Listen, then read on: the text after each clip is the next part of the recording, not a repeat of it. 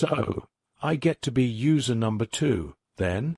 Tia Monsal was meeting with Hawthorne, Tay, and Mother in a small room, quietly, on the station. She had her arms crossed, with her backside resting against a simple desk as she leaned back and looked at the three of them. Windows to the outside of the room had a simple set of automatic sliding shades drawn, and the overhead lights were barely on. "You can trade with me, if you prefer, Tia." Hawthorne was standing between the two AI's androids, their avatars overlaying the artificial bodies to make them look real to both Hawthorne and Tia. Mother had a stiff, businesslike look to her body language, while Tia looked nervous and pensive. Tia shook her head, sighing. "No, I was always second, and now I fear I may be third, or fourth in your life, Hawthorne. So, is what I read true? Is everything in the network's historical records? Can I trust one will find the truth about what's happened in them?" She had a remarkably calm expression, despite the exasperation in her voice. Mother spoke up in response, heading off both Hawthorne and his attempt to speak. "No, Miss Monsal, not everything. I have omitted the records of the details of Hawthorne and Tia's relationship." She gestured to the AI to indicate which Tia, as well as my true origins. Tia raised an eyebrow at that, curious. "True origins? What, pray tell, do you mean?" She leaned forwards as she listened. Mother looked to Tia and Hawthorne before continuing. "Please keep this to yourself, Miss Monsal, but I am no mere artificial intelligence. I am a refugee from the Phoenix clan on Earth. If you observe the simulation I constructed, you can identify me as the cyborg Megan, though I have altered her appearance in the public-facing version. Additionally, I was alive when the cataclysm occurred, and did my best to guide and support my acting president, Elena Price, in helping us survive after the death of her father during said event. We later joined with the Phoenix clan and assisted them in our collective survival. In a moment of fear and weakness, I requested my mind be sent to the Ark in anticipation of possible annihilation at the hands of our mortal foes. I am sorry to say that I fear my worries were accurate, as the Ark lost contact shortly after my transmission was completed. Hawthorne and Tia built a mind for me to exist within later. Tia levered herself up to standing, her arms falling to her sides as she approached the trio. "Hawthorne, you risked our lives by contacting the very planet we were trying to escape? You took in a refugee from that doomed world? You've got a lot of nerve endangering us like that."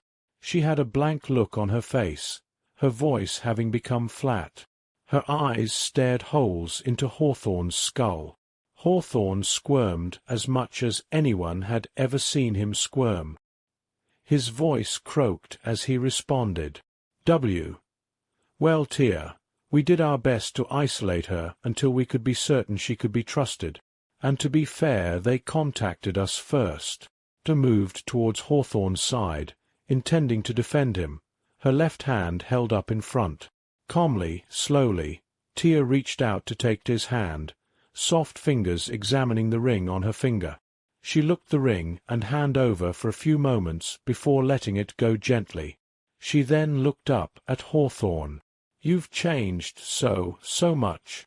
The Hawthorne I knew wouldn't have done something so brave, dangerous, or careless. He was fearful, careful, measured. What have you overcome to become the man I see before me?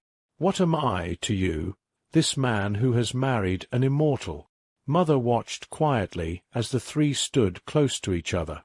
Tia responded for a stammering Hawthorne, his mouth half agape as he tried to find an answer. "So much. Too much." He stood helpless as humanity annihilated itself. He woke to find that our friends had lost contact with us after we thought we'd saved them. He faced death to rescue Megan and the crew. He helped Megan and I plan and design and build this station and prepare our futures for us. He endured using the stasis pods over and over without knowing whether there would be side effects. Fell to her knees before Tia, looking up at her as she took her hands into her own. He didn't know you were pregnant. Not before I already loved him. I could have told him, but I was so afraid he would reject me, but I allowed him to choose regardless. He was torn and ravaged deep inside over what to do with us. There was nary a dry eye on the room, aside from the androids themselves, as even the eyes of the avatars of Tay and Mother had begun to fill with tears. Hawthorne sniffled, falling to his knees as well as he took both Tia and his hands into his own, so much larger than theirs. He pressed his face against the bundle of hands desperately. Tia Mon Sal, I can only beg your forgiveness. I never sought love, but it found me, and I don't deserve to have had you in my life. If it wasn't for the danger to you and the child, I would have revived you and spent time with you along the journey. I was ready to take that leap when I found out, but I couldn't bear to do something so terrible. Please let me try to make amends. I want to help with the child.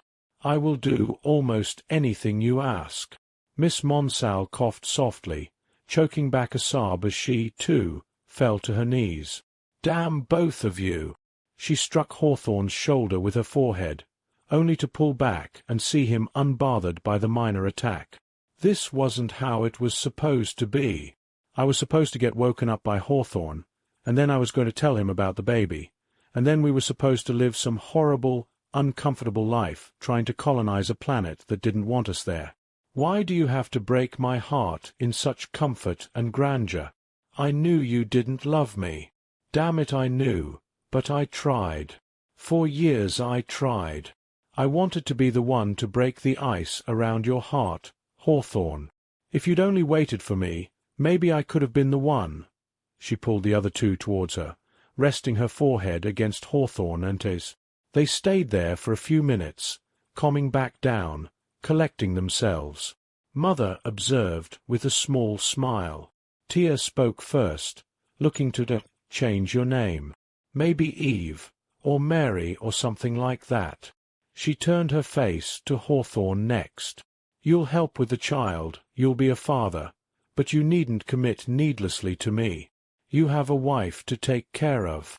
I'll handle everything else.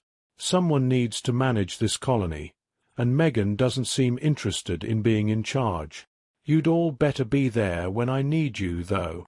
She forcefully pulled Hawthorne and Tay into her arms, holding them tightly in something that was too aggressive to be called a hug.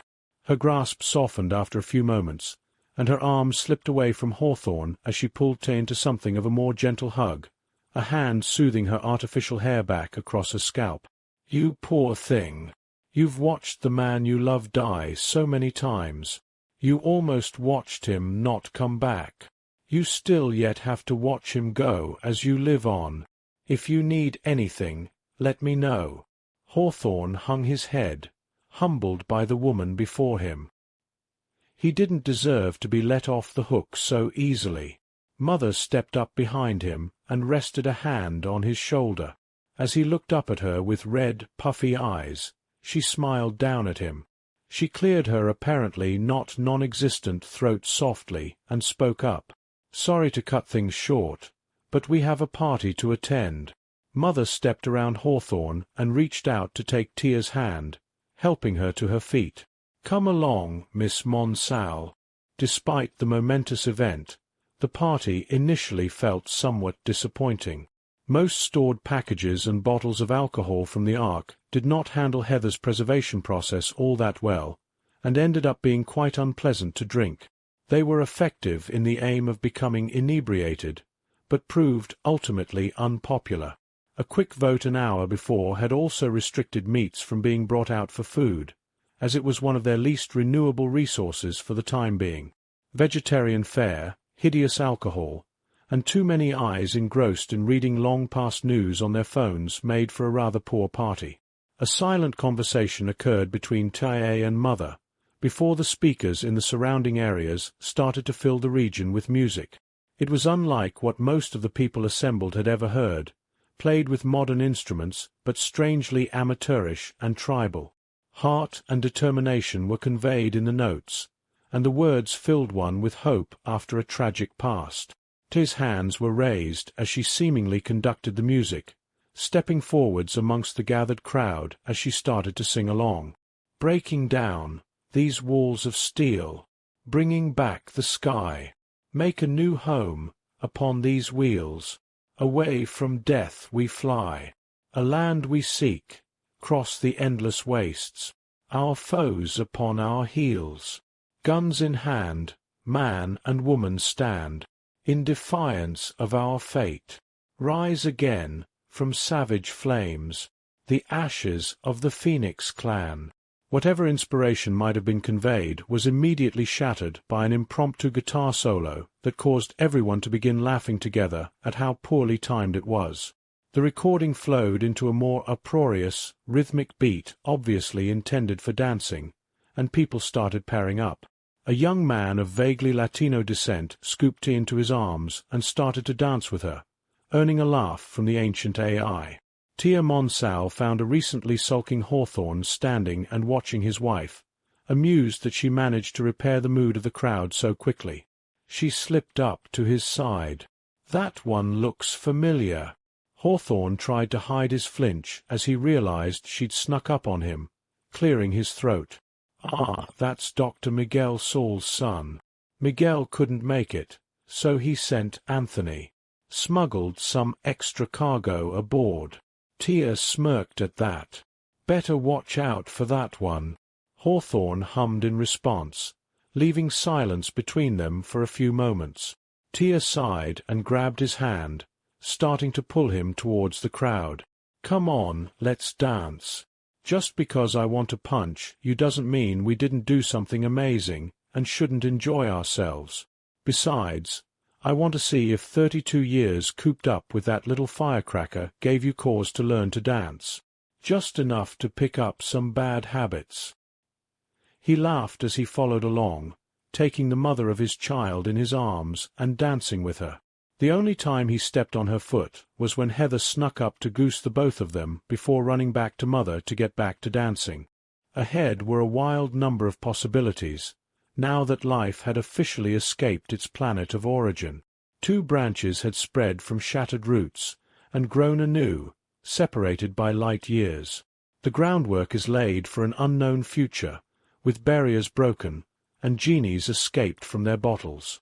Their story will continue in the 3 Saints, but for now,